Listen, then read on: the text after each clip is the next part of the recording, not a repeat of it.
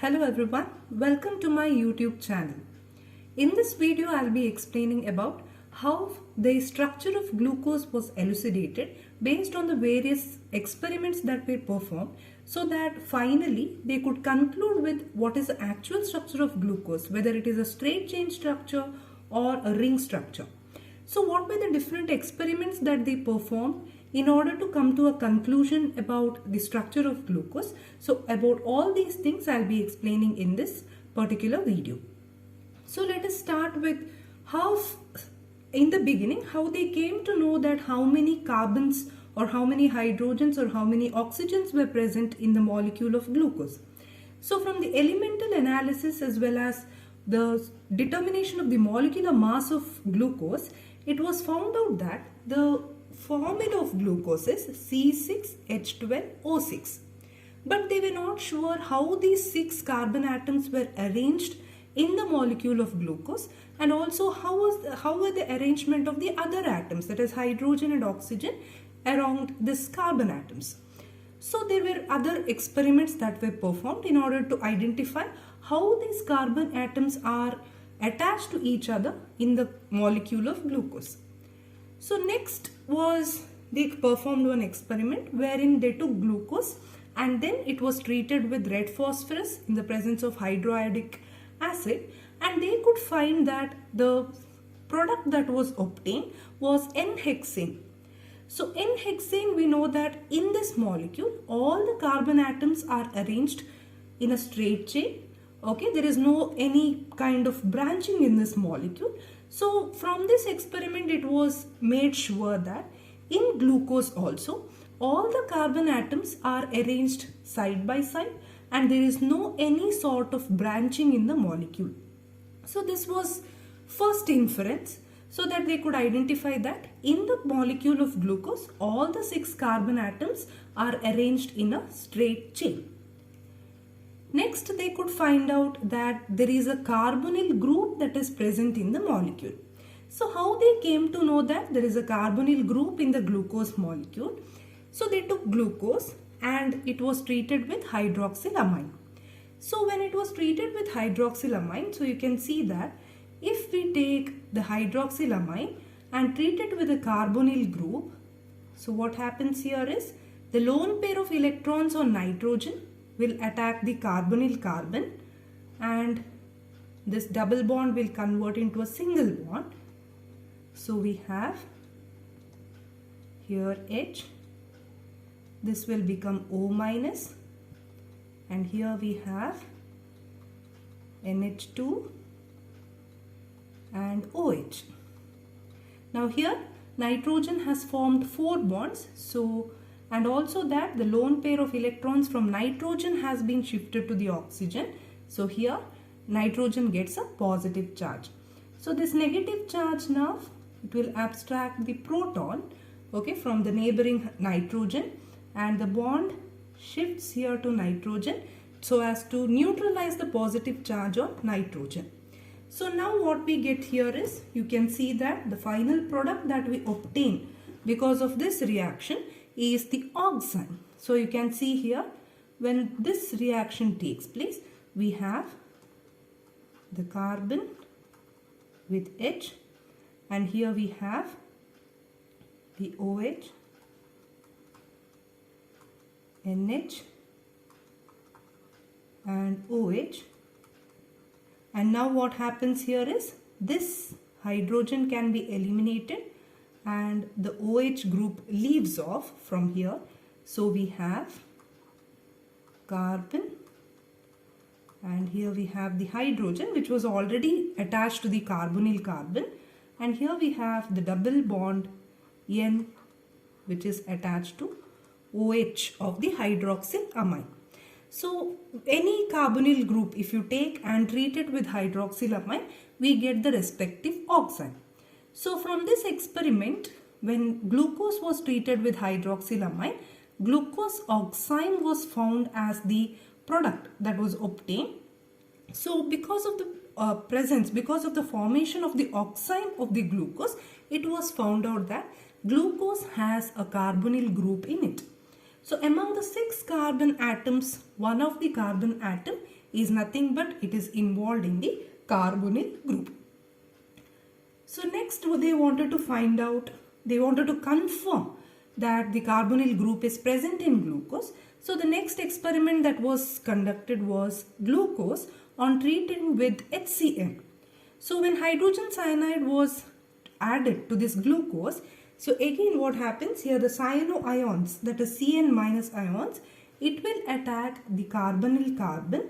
So here the shifting of the bond takes place. So we have H, here it can be any group. So here O, and the cyano group has attacked here, that is Cn minus has attacked here. So this will be minus. So when it abstracts a proton, when this O minus abstracts a proton, so we have this cyanohydrin. So we have CH, here by the abstraction of proton by O minus it will become OH, and then the cyano group. So here the product that was obtained was glucose cyanohydrin. So from the product that is obtained, that is glucose cyanohydrin that was formed, again they could confirm that there is a presence of carbonyl group in the glucose molecule. So now since they already knew that there is a carbonyl group, so carbonyl group can be anything. It can be a ketone or an aldehyde. So any carbonyl group on treating with hydroxylamine, either you take ketone or either you take an aldehyde, it should give respective oxide. So now they wanted to know if the carbonyl group is present, whether it is an aldehyde or whether it is a ketone. So now the next experiment, what happened is they treated this glucose with bromine water. So bromine water is known to be an oxidizing agent. It is a mild oxidizing agent. So this bromine water will oxidize only the aldehyde group. It is very specific to aldehyde group. It will not oxidize ketone group. So now when this glucose was treated with bromine water, we could get the product that is gluconic acid. That is, the aldehyde group that is present in the glucose was oxidized to COOH, that is carboxylic group. So this bromine water, it is very specific to aldehyde group. So it only oxidizes aldehyde group. So based on the product that is gluconic acid that is produced, so they could identify that the carbonyl group that is present in glucose is aldehyde group.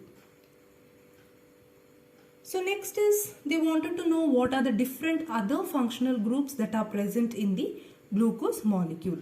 So next experiment was when glucose was treated with HNO3, nitric acid, which is a very strong oxidizing agent. So this nitric acid will oxidize the aldehyde group as well as the alcoholic groups. So now when they treated this glucose with nitric acid, which is a strong oxidizing agent, the product that was obtained was glucaric acid. So from this they knew that there is a presence of an alcoholic group, specifically a primary alcoholic group, because the primary alcoholic group is oxidized to carboxylic acid group by the presence of this strong oxidizing agent, that is HNO3. So you can see in this product we have two COOH group. So one COOH group was obviously obtained by the oxidation of the aldehyde group, which was already known by then, and then the other COOH group was obtained because of the oxidation of the primary alcoholic group. So next they treated this glucose with acetic anhydride. So one by one mole of acetic acid they treated. Again they treated with 2 moles, 3, 4, 5 and so on. So they could see that per molecule of glucose, 5 moles of 1 mole of glucose reacted with 5 moles of acetic anhydride. So you could get the product, that is pentaacetyl derivative of glucose. So that means 5 molecules of acetic anhydride can react with 1 molecule of glucose, since the glucose has 5 OH groups. So because of the presence of 5 OH groups, 4 here and 1 here, because of total 5 OH groups, the 5 molecules of acetic anhydride will react with glucose to give the penta-acetyl derivative. So here there are 4 acetyl groups and one more acetyl group. So penta-acetyl derivative of glucose that is obtained as a product shows that there are 5 alcoholic groups in the molecule of glucose. So based on all these observations, so what were the different observations? We know that first it showed that there are 6 carbon atoms based on the molecular formula as well as elemental analysis. Next, it was known that all these carbon atoms are arranged in a straight chain. There are no branching. Then it was also observed that there is a carbonyl group that is present based on treating with HCl as well as the hydroxylamine. Later it was confirmed that the carbonyl group that is present is aldehyde, not a ketone. Later it was also found out that there is a presence of alcoholic group, primary alcoholic group, because on treating with HNO3 we have 2 carboxyl groups that are produced by the oxidation of carbonyl group and oxidation of primary alcoholic group. Later, on treating with acetic anhydride, the penta-acetyl derivative of glucose was obtained. So based on this, we know that there are 5 total OH groups that are present in glucose. So based on all these observations, Emil Fischer gave the structure of glucose like this. That is, an open chain structure of glucose was proposed by Emil Fischer. So whichever I have marked as star, so those are nothing but the chiral carbon atoms. So to remind you all what is chiral, so carbon atom which is attached to 4 different groups, so that will act as a chiral carbon. So here you can see this carbon attached to 4 different groups. All these carbons whichever have been marked as star are attached to 4 different groups. That's why they are called as chiral. Whereas this first carbon atom, we know that 2 bonds of this carbon is attached to the same oxygen, so it cannot be chiral. Again here, the last carbon atom, 2 bonds are attached to hydrogens. 2 hydrogens are attached to this carbon. So 2 groups are same. So that's why it is not chiral. So totally there are 4 chiral atoms in a molecule of glucose. So again there were some limitations to this open chain structure. It could not be completely accepted. So why you cannot completely accept the open chain structure? First one is this glucose, when it is made to react with Skiff's reagent, it was found that it will not restore the pink color of the Skiff's reagent. That is, it gave negative test. So Skiff's test is mainly used to identify whether there is a carbonyl group, that is aldehyde group is present.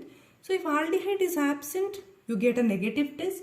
If it is present, the color is restored. The magenta color is restored. So what happened was, when this glucose was treated with Skiff's reagent, it shows negative test.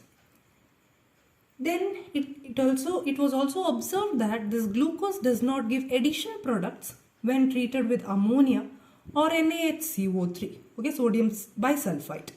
So it was again observed that we know that if any carbonyl group is reacted with ammonia, it should give aldimine. That is, when aldehyde is treated with ammonia, the final product should be aldimine.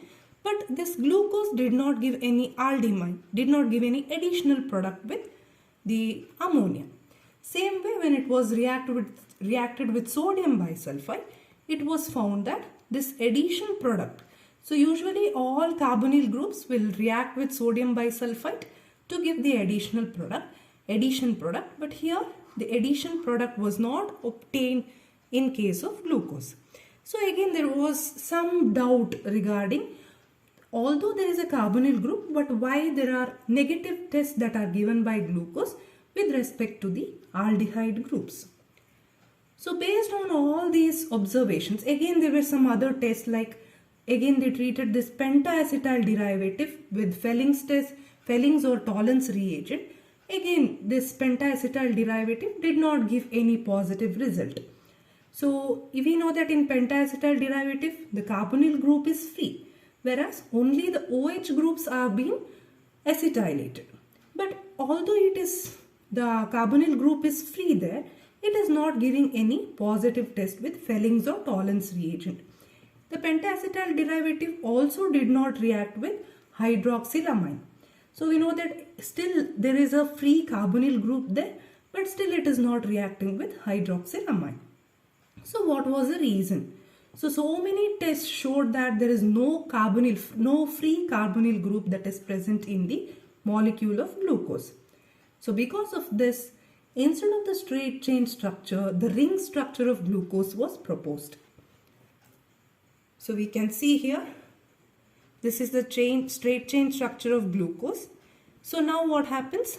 This OH group that is attached to the 5th carbon goes and attacks the carbonyl carbon, and here it shifts like this. This oxygen will act as a bridge here to form the cyclic hemiacetal structure, and here we have the Haworth structure of glucose. And about how to write the Haworth structure, how do we write the OH groups and the H groups below and above the plane, all these things I have explained in my previous video about natural products. So if you have not watched that video, if you want to know how to write the ring structure and also how to convert the straight chain structure to the ring structure of glucose, you can watch the video. I have provided the link in the description box, so you can watch it and make it more clear. So based on all these observations, it was concluded that glucose does not only have a straight chain structure. In fact, certain percentage of glucose will exist as the straight chain structure, but it is observed that mainly the structure of glucose is in the ring form. So here we can see all these structures are interconvertible. So you can see the straight chain structure forms only 0.01%, whereas the two different forms, because of the formation of the ring, again in my previous video I have explained, because of the formation of the ring, there are two anomeric forms that are formed because of the change in the position of H and OH in the carbonyl carbon. So here we can see that there are two forms that are formed. That is, here if the OH is below the plane, we call it alpha D glucopyranose, whereas if OH is above the plane in the first carbon atom, we call it beta D glucopyranose. So about this also I have explained in my previous video.